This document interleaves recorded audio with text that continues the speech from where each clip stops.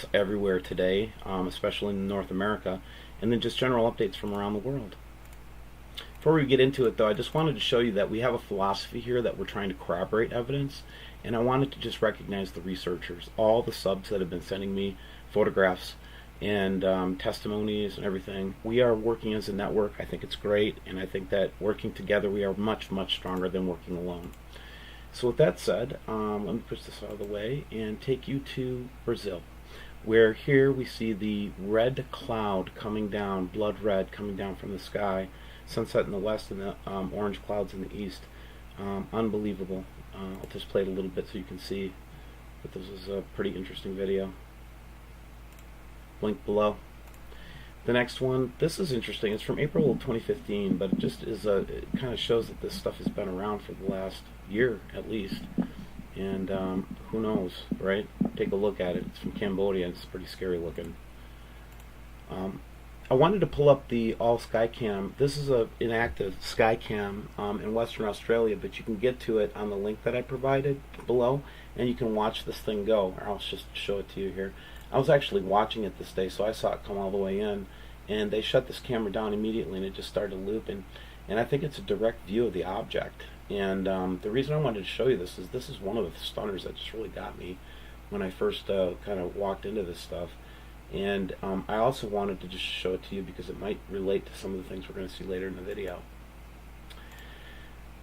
Before I do that, though, I wanted to point out a good, I think Big Asian has got a great YouTube channel going right now. I'd like to promote it because he's doing some interesting light bending types of work where he's looking at if light bending technology is being used, which I think is just interesting.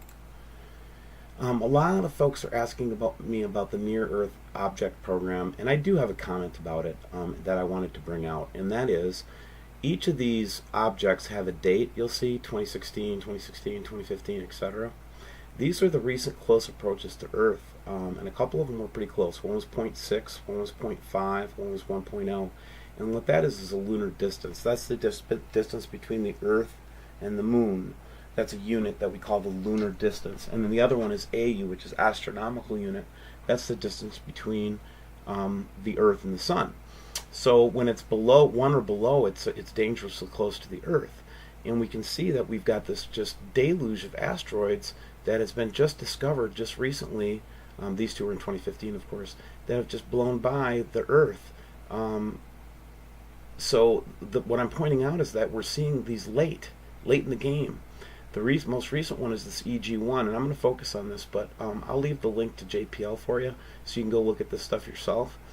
They blocked me from 2016 EG1. I have to use a proxy filter to get to it right now, just to let you know how they don't like me looking at this stuff. I know they track me. But anyway, it's a condition code 7, which means it's plus or minus like 10% at least. So that means that it's anywhere between, hitting the Earth and maybe 10 lunar distances away. And go study condition codes, but when you look at a condition code 7, it means that it's towards the band of not being very reliable in terms of an estimate, and they just found it. So again, the asteroid activity has increased, and I just wanted to reach out to the subscribers to let you know, yeah, I'm watching it. There's a lot of people that do good reporting on it. If anybody has any questions, just send me an email and I'll send you this stuff so you can do it. This was an interesting video that was done in February by Daniel Carter, a new friend of mine, new subscriber. But go check it out. He actually sees an object obfuscating the sun and causing an eclipsing shadow, which is extremely interesting. And then go check out my this video from News Channel 428, talking about the potential eclipse in the back of the sun, which is interesting. And then I also wanted to point out Carrie George, who's doing some good work. But then, before I move off the internet portion of today's updates, I just wanted to show you this, and I also have a link below. If you don't think chemtrailing is real, why do they design aircraft to do this type of thing? Why would you have blast areas and the ability to spray at a very intense way with all this type of equipment? So when you say that chemtrailers are conspiracy theorists, just do some research before you say stuff like that, okay? They're spraying the living bejeebers out of the clouds right now so that we can't see the system coming in. I mean, can you see me going through all this evidence? Just go take a look. Chemtrail right on it. Jeet. Okay? So let's get off of that now. And let's go to the photographs from subscribers. We've got a lot of really good ones. Let's start here. And we'll put it on up here for you. If I can control my cursor. Alright. So the first thing is just the webcam stuff that we're seeing. But what was interesting here is we just saw some light bending here. In this kind of circle close to the Earth, or not to the Earth, but to the Sun. It could be some kind of refraction. We see it a lot. As we zoom in on it, though, it, as you can see, it looks like a planet. This is also an interesting shot from today, very active. But what I think is interesting is the way that the sun is sending off this kind of blue light beam all the time lately from webcams to Mexico. And then I think this is actually wormwood right here. It's just a different representation of it, where we're seeing the whole, kind of side view of it. Same there. This is crazy. This is in Richmond, sunset from 0301, where he actually caught this. It could be a cloud, right? I mean, but it sure doesn't look like. I mean, it's just crazy looking how strange that looks, right? But this is a little bit further away, so you can see it in context. And yeah, certainly that could be a round cloud. I don't think it is, though, especially since there's some kind of weird beam of light coming off of it. You know what I mean? So take a look. If you haven't seen this one, this just blows my mind. This is either somebody did a good photoshopping job, or the horsemen of the apocalypse are coming down to the Earth. I don't know which one. Probably have seen this video before. Okay, now what we're starting to see, this is kind of that shape up in the sky there, that we see with the kind of the little circle around it. This is H1, just showing me that was Jupiter. Yeah, I got it. Okay. Oh, the reason I had this one was, at first glance you say, what is that? I was ready to throw the photo away until I burrowed in on this little object right here. Remember that? So it seems like, and remember back at that Australia cam that got frozen, it seems like we see this thing in that kind of same relative position that we see it in Leon, Mexico, always kind of trailing the sun, and always with lots of chemtrails. And these are all photographs from today, guys, so pretty interesting stuff, right? Or just recently, for sure. There's the chemtrail that we talked about. Again, everywhere you see these chemtrails. Now here's that big, orb of cloud or whatever that they try to, cover up. And there's that orb again. This is just webcams to Mexico, and we've got this interesting thing down here,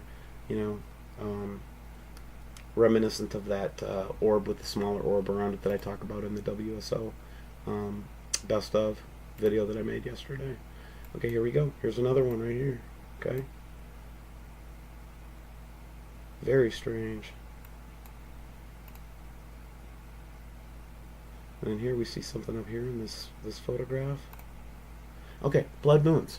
So this is a blood moon that was sent to me from Vancouver and taken a picture of, and just a couple days prior I got a blood moon photograph from the UK that I put in a previous video.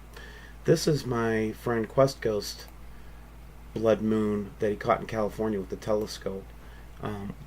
And this was 0305 that he took this blood moon photograph. Now, I don't remember that. Remember how they made the big deal about the tetrad, blood moon, all that good stuff? I'm telling you that this red iron oxide cloud is starting to affect the light in our solar system. Here's just a wild picture. And again, here we've got this whole sky, and this chemtrailing going crazy. Again, this is here in the United States, and there we go again. There's that orb with the lights on it. Again, from today, we're seeing it everywhere. This is just a weird refraction. Remember the surface of the thing that we saw in Australia from the webcam? Just interesting. This is Edmonton sky turning red again, just showing that effect. Now this is a new one. This Mexico webcam turned extremely green. All the light around the sun or all the light in this area was green for some reason. And remember, we see a green orb every so often, especially if you look at it from mountain views where it blocks parts of it, so you can actually tell a difference. And I'll get into that later. Anyway, here's another just kind of neat photo, and of course that. Now, I finally figured out what this is. This is actually a program that is an app, an Apple app, and so it's showing this object right next to the sun, and I don't know if they're making a mistake somehow in the tracking software was picking up its data, and the guy that sent it to me wanted me to show it to everybody, and so I did. Oops. Here's another chemtrail photograph with lots of chemtrailing, and then possibly up in there some other objects. And then here's the webcams to Mexico from today, or the most recent one. Even though they try to hide it, it's easy to see now because you can see it through the clouds. More webcams to Mexico. This one was just a weird, lens flare, but also saw the little orb, big orb. And here we go. This is Michigan, getting really clear pictures of the orb. Here's another very clear picture of it. Again, this is Michigan. Again, we got a lot of pictures from Michigan of this orb. And then we just got that really crazy red sunset. So, just wanted to show you the sub photos that we've gotten, and interesting stuff from around the world, guys. This one is Qatar. And the reason why it's interesting is it's the first time that we've seen this refraction on the Middle Eastern sky cams. I thought I was done, but I have more photos. Look, here we go again. Red. Sundogs from around the world. Oh, this is interesting. This is from the Australian cam. And basically, this is the time lapse, and it shows objects everywhere. It's just the same old stuff we see all the time. This is from today, ISS turning bright red. What would cause the ISS to turn bright red? Here's this. Now this is actually from Antarctica, but what's interesting about that is the same place where we're seeing the what we think is the star itself is got at nighttime is almost like a black circular hole knocked out of it. This is somebody from Spain that sent me a photograph that just wanted to send me and just say, look at all the chemtrails that they're doing in Spain. And this is just from today. This is sulfur dioxide content in the atmosphere, and dangerously high levels of sulfur dioxide. And one of my scientist friends is telling me that sulfur dioxide levels being really high is a sign of, you got it, iron. I'm not laughing because it's funny. I'm laughing because it's tragic. Here we've got the blue Kachina, I think, above the sun with a couple beautiful horses. Again, here's that large object, little object from Warrensburg.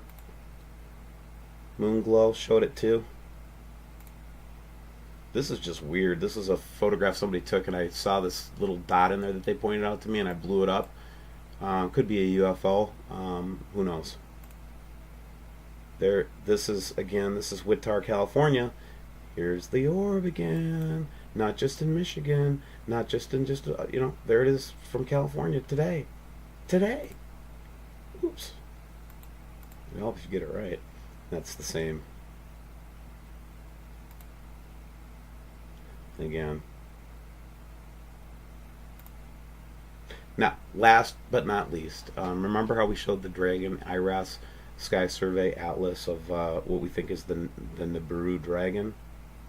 Somebody got this weird reflection or weird sundog from when they were taking a photograph of the sun, and I just wanted to compare it because I don't know, man. I hope that's not what that is from today that they're seeing. So let me leave you with these words.